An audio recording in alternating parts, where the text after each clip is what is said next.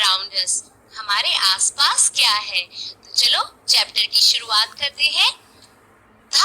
धानविन was roaming in the garden with his mother। तो धानविन नाम का एक लड़का अपनी मम्मी के साथ में गार्डन में घूम रहा था। While walking, a question arose in his mind। तो जब वो वहाँ घूम रहा था उसके दिमाग में एक क्वेश्चन आया। धानविन asked his mother, What is land made up of? उसने अपनी मम्मी से पूछा कि लैंड किस चीज का बना होता है। Mother replied, Do you see the sun every day? क्या तुम हर रोज सन को देखते हो? The sun too has a family, which is known as the solar family. Our earth is one of the mammals of the solar family. उसकी mummy ने उससे कहा कि बेटा क्या तुम हर रोज सन देख सकते हो? सन की भी एक फैमिली होती है जिसे सोलर फैमिली कहते हैं और हमारा अर्थ भी इस सोलर फैमिली का एक मेंबर है।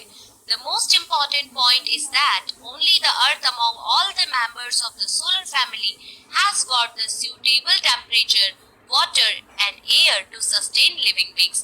और सबसे इम्पोर्टेंट बात इसमें ये है कि सारे मेंबर्स में से सिर्फ और सिर्फ जो अर्थ है उसी पे रहने लायक टेम्परेचर, पीने के लिए पानी और जीने के लिए हवा है और इसीलिए यहाँ पे लिविंग ऑर्गेनिजम्स जी सकते हैं।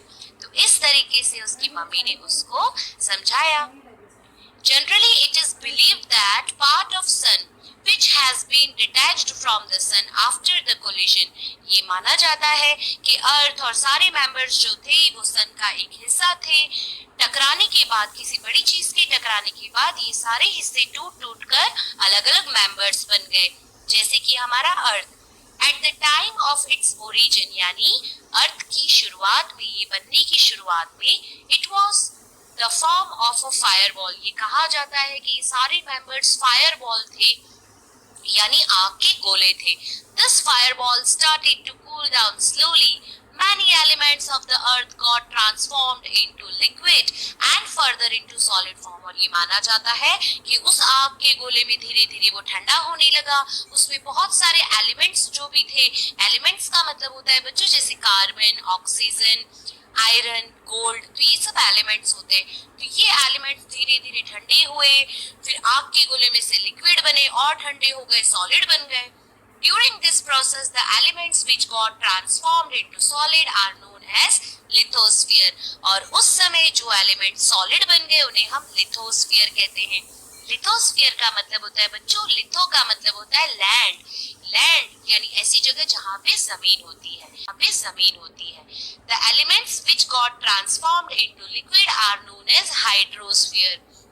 हाइड्रो का मतलब होता है बच्चों पानी, और जहाँ पे जिस जगह पे पानी होता है उसको हम हाइड्रोस्फीयर कहते हैं। The elements which transformed into gases came to be known as atmosphere। और जहाँ पे सारी की सारी गैसेस होती है उस जगह को हम एटमॉस्फेयर कहते हैं।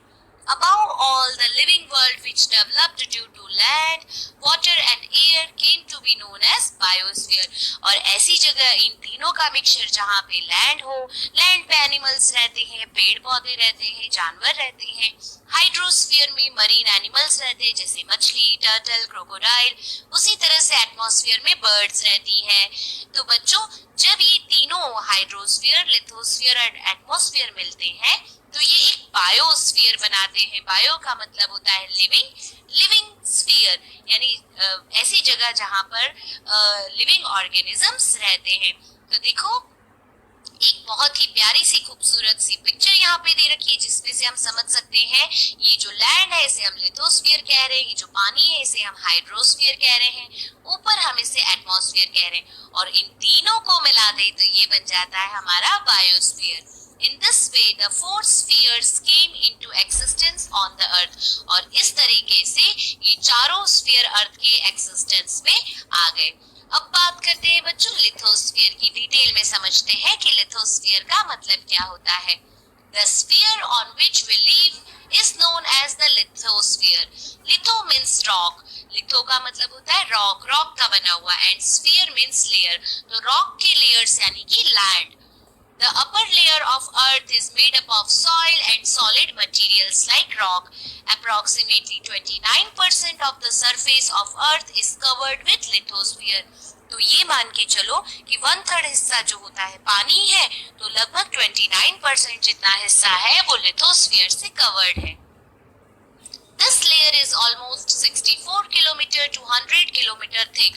और अगर हम सॉइल की इस लेयर को देखें, ऊपर से अगर हम नीचे की तरफ जाने लगे डीप डाउन द अर्थ, तो ये लगभग 64 किलोमीटर to 100 किलोमीटर थिक है, मोटी है।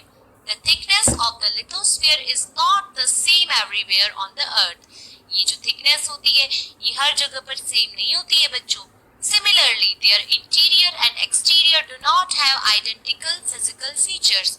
और हम ये भी नहीं मान के चल सकते कि जो जमीन है हर जगह से उसके नीचे सेम चीजें हैं या उसके ऊपर सेम चीजें हैं। It is mostly made up of substances like soil and rock। और ये जो लिथोस्फीयर है ये मेनली बना होता है रॉक्स का या फिर सॉइल का। आगे चलते हैं। Land forms like mountains, plateaus, plains and valleys. तो लैंड जो होता है ये माउंटेन्स यानी पर्वत होते हैं इसके ऊपर, प्लेट्यूज यानी ऊंची ऊंची लैंड, प्लेन्स यानी जहाँ पे हम खेती करने लायक जमीन, वैलीज मतलब जो नदियों के डिपॉजिट से बनी होती है, are seen on the lithosphere. The temperature increases as we move towards the center of the earth। और अगर हम अर्थ के सेंटर में जाएंगे तो टेम्परेचर धीरे धीरे बढ़ने लगेगा। The molten rocks in the interior of the earth are known as magma। और जो molten rocks होते हैं अर्थ के इंटीरियर में उन्हें हम मैग्मा कहते हैं। There are many gases present in the interior of the earth। और अर्थ के अंदर बच्चों बहुत सारी गैसेस हैं जो प्रेजेंट होती है। बच्चों अर्थ के नीचे बहुत ज्यादा हाई टेम्परेचर होता है, बहुत ज्यादा हाई प्रेशर होता है, इसीलिए अर्थ के नीचे लावा जो होता है मैग्मा वो बनने लगता है। हाई गैसेस हाई प्रेशर के कारण ये एकदम से बाहर निकलता है और उसे हम वोल्केनो कहते हैं। But the pressure of rocks of the surface of earth is equally strong, thus balance between the two is maintained, so the crust of the earth does not break। When the balance between the two is not maintained, the crust breaks and a volcano erupts। और अगर ये balance जो है high pressure और temperature का ये maintain नहीं होता है तो नीचे जमीन के नीचे कोर में से एकदम से वॉल्केनो जो है लैंड को तोड़ के ऊपर अंदर से बाहर निकल आता है। बाहर निकलने को बच्चों इरप्ट कहते हैं, eruption. Mummy, how is the lithosphere useful to us? तो धानवीन अपनी मम्मी से पूछ रहा है कि मम्मी ये लिथोस्फीयर हमारे किस काम का है, हमारे किस काम आता है? Where can we construct our home if the lithosphere is not there? तो उसकी मम्मी उसको पूछती है कि बेटा ये बताओ कि हम अपने घर कहाँ बनाएंगे अगर लिथोस्फीयर नहीं होगा तो? Without lithosphere, how can we get water to drink? और बिना लिथोस्फीयर के हमें पानी कहाँ से मिलेगा पीने को? Agriculture for food, minerals for industries and forest. हमें कहाँ से एग्रीकल्चर करने के लिए लैंड मिलेगा? अगर एग्रीकल्चर नहीं होगा तो फूड कहाँ से मिलेगा? मिनरल्स कहाँ से मिलेंगे? मिनरल्स मतलब ये लोहा, स्टील, फिर गोल्ड, सिल्वर, ये सब जमीन में से मिलते हैं।